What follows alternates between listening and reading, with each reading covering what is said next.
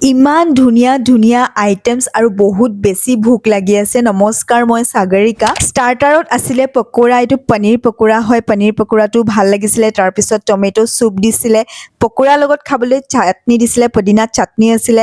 তাৰপিছত মেইন কোৰ্চত আছিলে আচাৰ, পাপৰ, তাৰপিছত তাৰ লগত আছিলে দৈ, তাৰপিছত চালাড আছিলে, তাৰপিছত পিঁয়াজ, জলকীয়া, নেমু, কৰ্ণ চালাড আছিলে। কৰ্ণ চালাডটো ভাল লাগিলে খাই। তাৰপিছত নান আছিলে, নানৰ পিছতে আছিলে আপোনাৰ পোলাওৰ লগতে ভাত আছিলে, আৰু ভাতত ইমান ধুনীয়া ধুনীয়া আইটেমছ আছিলে নহয়।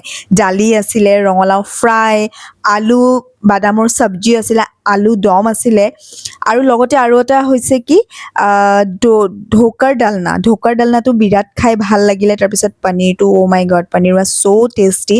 তাৰপিছত মাছৰ মুড়ি ঘণ্ট আৰু দৈ কাটলা খাই কোনে কোনে ভাল পাই জনাব দেই। দিছ ৱাজ মাই ফাৰ্ষ্ট টাইম মই দৈ কাটলা খাই আছিলোঁ।